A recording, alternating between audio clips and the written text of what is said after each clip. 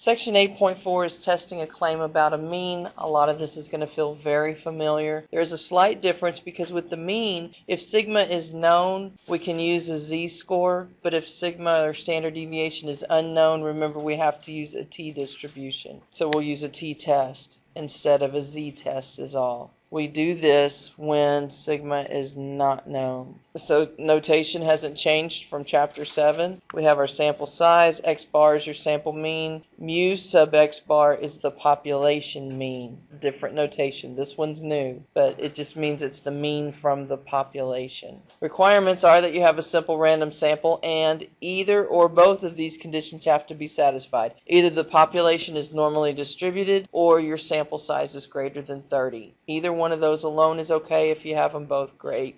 We'll use this for our test statistics. This, remember, is going to be the mean or the number from the null hypothesis. So running a test, we're going to use technology with the appropriate degrees of freedom. The technology will take care of calculating that for you. We're going to do this on our TI graphing calculator. Reviewing properties of the student t distribution. First of all, the shape is different for every sample size depending on the degrees of freedom. We went over that. Remember, as the sample size gets larger, the t distribution looks more normal. It's symmetric and bell shaped. The standard deviation of the student t distribution will vary with the sample size and is greater than 1. It has more variability than a normal distribution does. So for example, listed below are the measured radiation emissions, and I'm assuming that's in watts per kilogram, corresponding to a sample of cell phones. Use a 0.05 level of significance to test the claim that, here's our key phrase, cell phones have a mean radiation level that is less than 1. So in symbols, our claim is going to be the mean is less than 1. So our original claim is a strict inequality. It has no equality. So our null hypothesis here is going to be what? Equals 1. And the alternative is the mean is less than 1. We don't have summary statistics. Oh, actually we do. Look, we have summary statistics. But if we didn't have summary statistics, we could put this list of data into our calculator and do the test with the list of data. Y'all remember doing that with confidence intervals? Nothing changes there. So your requirement check now.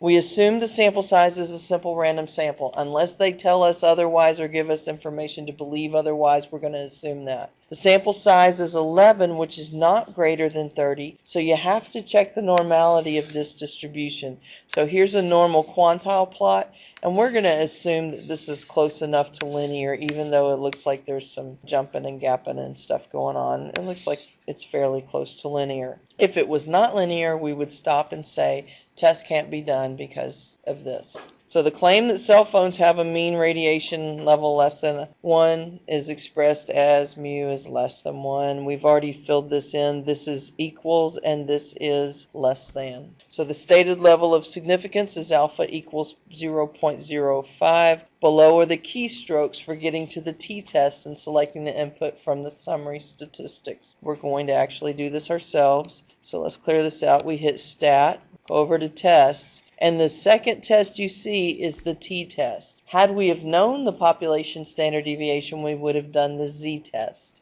So t-test, we have the summary statistics, not the list of data unless you put that data into a list. Our null hypothesis, this little subscript right here of 0 means that this is the number we're using from the null, and that is 1. X bar, we were told, is what? And the standard deviation is 0.423. And our sample size was 11, and we're doing a left-tailed test, less than, and calculate the results. When we do this, we get an output screen that looks like this. So testing this claim using the p-value method, here's your p-value. Let me identify what these are. This is the name of the test. There's your alternative hypothesis. This is your test statistic. Right below it then is the p-value. And then this is the mean, standard deviation, and sample size that we put in. Using the p-value method with a p-value of 0.32. What is our alpha level? 0.05. Our p-value is 0.32. So based on this information, would we reject or fail to reject the null hypothesis? All right, let's help you out because I think the pictures are helping us.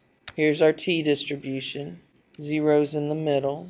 This is a left-tailed test. So our rejection region is going to be down here at the end. And that area is alpha equals 0.05. And we've got a test statistic of some critical value here that we are going to have to find in the next method, but I don't know what it is right now. We have a t-score of negative 0.486. And how did we end up with a p-value that small? Let's find that critical value. That's bugging me. How do we find the critical value? I know the problem. Our sample size is really, really small, so we're going to have a huge standard deviation. Inverse t is number 4.05, comma 11. This critical value is t star, and it's negative 1.8. Our test statistic was negative 0.48, so it's over here. And that's t equals 0.48. There's our area. So would we reject or fail to reject this null hypothesis? We would fail to reject the null hypothesis because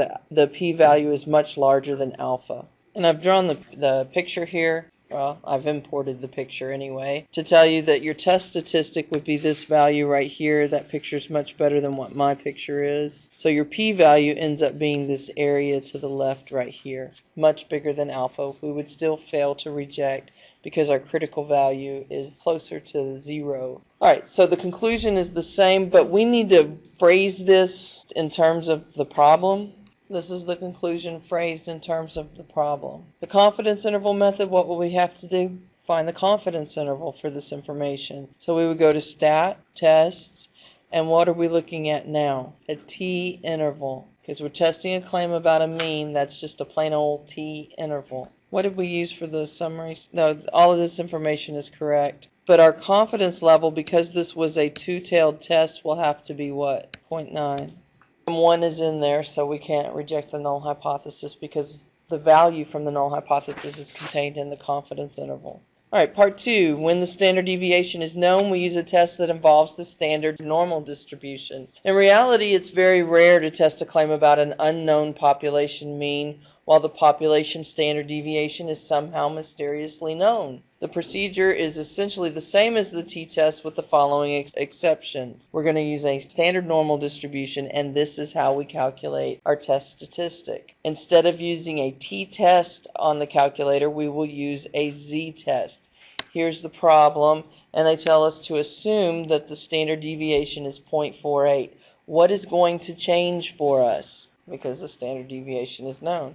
So we hit stat tests, and z-test is the first one that comes up. They told us to use the standard deviation of, oh, it's right there, 0.48. Everything else stays the same, and we're just going to do the p-value test because it's the easiest to do. All the information is there, and now our p-value goes way up. We have a p-value of 0.33, so we still reach the same conclusion, reject the null hypothesis. But what I want to point out is this p-value is larger. This p-value is larger than what we got before, that knowing the standard deviation had. It brought our test statistic in closer to the mean. We reached the same conclusion.